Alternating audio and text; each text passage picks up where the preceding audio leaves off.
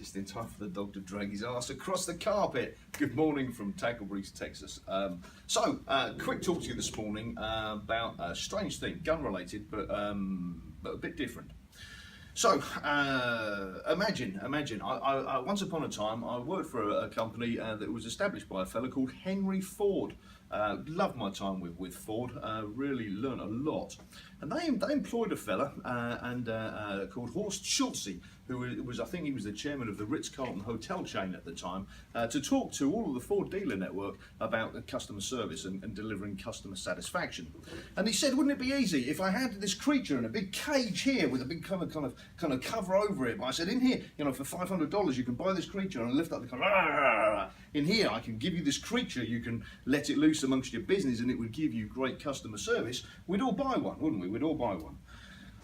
But instead of great customer service, if you think about the Ford and the Ritz-Carlton experience, which is who Horst Schulze used to manage, if you imagine that in terms of martial training and your personal self-defense, the same kind of thing applies.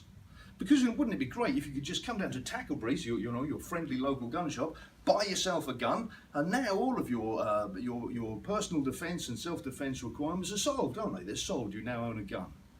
Well, that could be what your mentality is, but in reality, owning a firearm, that's the beginning of the journey. And in fairness, that's probably already one or two steps along that journey anyway.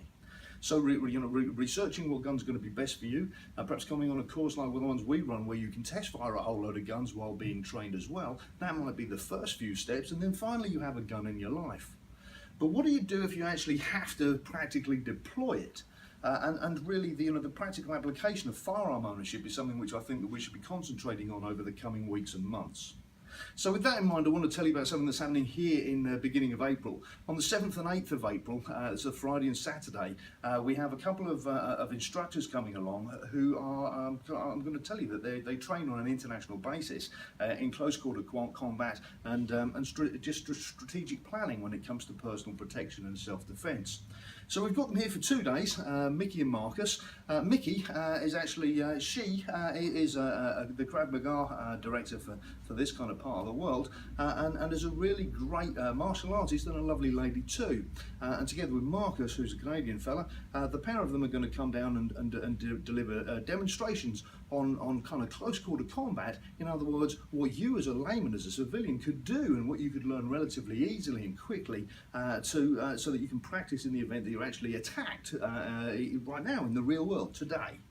So we're going to do one on kind of what happens if you're attacked if you're a lady. We've got a specific ladies workshop for that, and then we're going to do an evening session about what happens if you're accosted in public, like in car parks, and kind of tactical awareness in terms of distance planning and how to get away, how you can get home safely. So that's coming in April, and increasingly I think that we need to build on the awareness that owning a firearm is the beginning of your journey, and really at that point I'd like to then start to teach you how to kind of practice how to use the gun, so that if you ever have the misfortune to have to draw it, that you can do so with confidence in order to go home safely yourself. That's it. That's been me, Ben Roo from Tackleberrys. 7th and 8th of April, you're going to hear a lot about this over the coming weeks. Please come along. Also, don't forget, 18th of March, we've got Linda Lubersky coming down to talk to you all about holsters, leather holsters for your guns. So, there you go. Thanks very much for watching. I'll speak to you soon. Thank you.